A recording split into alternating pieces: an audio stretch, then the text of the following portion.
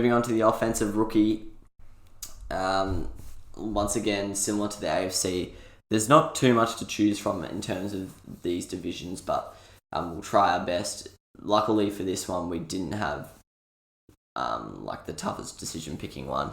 It was clearly out of CeeDee Lamb or Antonio Gibson for the NFC East Offensive Rookie Award, and I've gone with CeeDee Lamb. Although Antonio Gibson was extremely impressive in his first year coming out of college, he was an instant hit as the Washington football team's running back. I'm going with CeeDee Lamb.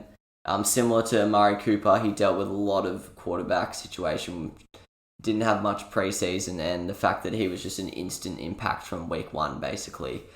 He superseded Michael Gallup and became their number 2 to Amari Cooper pretty quickly.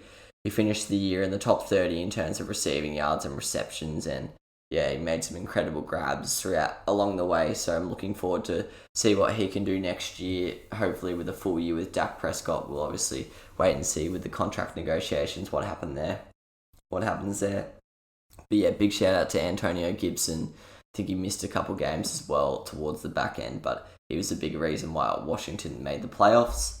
My NFC North offensive rookie, another sitter, Justin Jefferson. I think I'm realising that the NFC rookies are a lot better than the AFC, but Justin Jefferson, 15th in receptions, 4th in receiving yards, 4th in yards per target. He's a deep field threat with his pace and height and athleticism. He's just a bit of a different cat, really. If you watch him, a lot of wide receivers, they're very structured in the way they just run their routes, and they're almost a bit robotic. But Jefferson, he seems to just move and just feel the route and where the ball basically takes him. And then as soon as he catches it, he's an absolute danger after the catch because he's so lanky and hard to get down, I'd say, and he's fast. He was really impressive. To me, he was probably the most impressive rookie of the year. Yes, it was impressive what Herbert did, but Jefferson blew my socks off quite a few times with some of the performance he was putting up. Big shout out to DeAndre Swift as well, who he took a while to claim that number 1 running back throne in Detroit, but once he did, he really shined.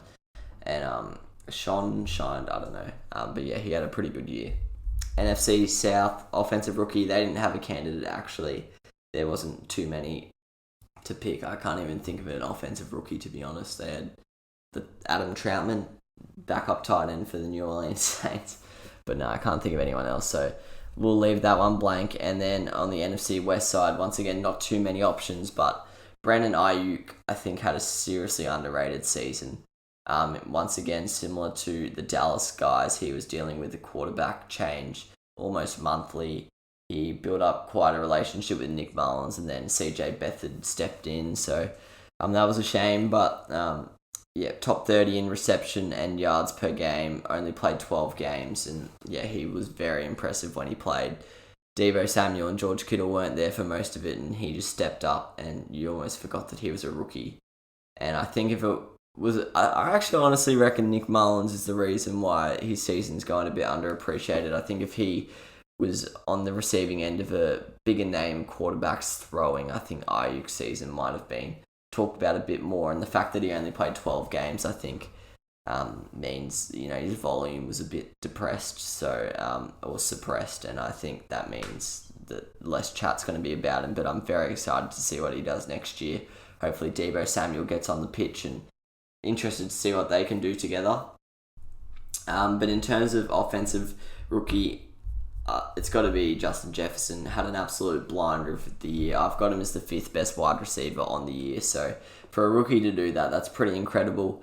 He was one of the least talked about high picks in terms of wide receivers. Everyone was talking about Henry Ruggs, CeeDee Lamb, Jerry Jeudy, and Justin Jefferson was just quietly going about his work in the preseason and during the draft periods, and then he just went bang onto the scene from LSU to the Vikings, and he was absolutely loving it with Adam Thielen and Kirk Cousins. So excited to see what he can do next year.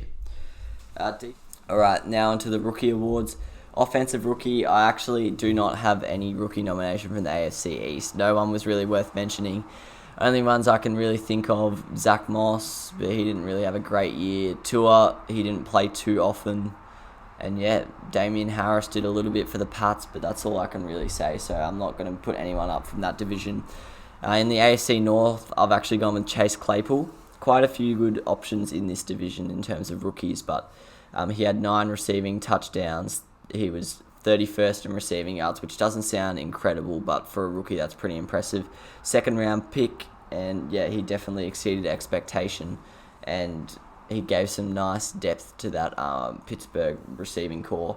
Honourable mentions go to T. Higgins and J.K. Dobbins, though. Both had very good years, and especially Dobbins, he came home very well. But T. Higgins was also pretty impressive all year, and I think if Joe Burrow didn't go down, he might have been nominated for this award.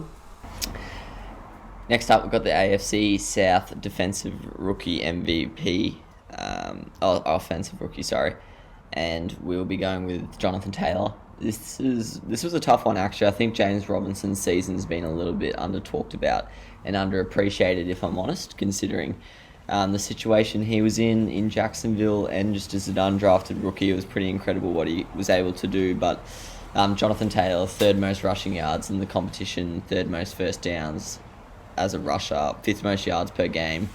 He was a 2nd round pick. We were pretty high on him on this podcast. We thought he was going to be pretty good, and he turned out to be even better than we thought. So he started the season pretty slow, but he came home real strong and was a big reason why the Colts ended up making the playoffs and made a good fist of it, to be honest. So he's definitely the offensive rookie candidate from the AFC South. From the AFC West, not much of a battle here. It's Justin Herbert, 6th most passing yards in the NFL, 4th most yards per game, 3 game-winning drives. He was the 6th pick out of Oregon, so you would suggest that means he has pretty high hopes. But I think people were surprised how early he went, and were probably thinking, especially compared to Burrow and Tua, that he was by far the 3rd option there. But going into the next season, it looks as if he might be the best of the 3, but we'll see how that ends up going. The honourable mentions in the AFC West, probably Clyde Edwards-Helaire and Jerry Jeudy. Both had pretty solid seasons. Nothing outrageous from those two, but pretty handy. And then, so the nominees are Jonathan Taylor, Justin Herbert, Chase Claypool. Chase Claypool is certainly the 3rd out of those 3. But I'm going to have to go with Jonathan Taylor. Yes, he started the season slow. He didn't have the most outrageous yards per attempt, but he came home really, really strong. And yeah, just looks like he's going to be a certified RB1 for the Colts for a long time. So I think they've bagged a really good one there. Just like Justin Herbert had an insane year, and quarterback is definitely more important than running back. But Jonathan Taylor had a pretty incredible year, so I'm going with him. Maybe controversial, but yeah. Defensive Rookie of the Year, once again, there was no candidate from the AFC East. No one played enough games. My criteria was you had to have started 12 or more games in your position to qualify, so no one qualified in the AFC East. In the AFC North, Patrick Queen was the clear standout. Linebacker from the Baltimore Ravens, 1st round pick, so he had quite high expectations, but he just slotted into that awesome defense and really didn't miss a beat. Started every single game, pretty well rounded stats, nothing jumping off the page, but he was, well, I'll talk about it, but he is probably this clear candidate from this side of the ball. Julian Blackmon is the AFC South candidate, safety from Indianapolis Colts. He didn't have an outstanding year, but he was the best of what was available in the AFC South for me to choose from. He had a couple interceptions, a forced fumble, but he played a lot of games, and for a 3rd round pick, he looks like he's going to be a pretty good pickup. And then in the AFC West, Kenneth Murray. Haven't heard too much about him, but linebacker from the Chargers. He was a 1st round pick. But yeah, once again, probably just best of the lot. Very well-rounded stats like Blackmon, but nothing really outstanding. But for me, the defensive rookie of the AFC is clearly Patrick Queen. He was by far the better option out of him, Kenneth Murray and Julian Blackmon. But those two definitely had serviceable seasons, so nothing to worry about from those two. Very good years. Defensive rookies, back to the NFC East, another pretty clear one. Chase Young, 7.5 sacks, 10 tackles for a loss, 4 forced fumbles. He was a wrecking ball. from pretty much week one. We were expecting it. He was talked about as being actually the number one player in the draft class. It's just the QB importance meant Burrow went number one.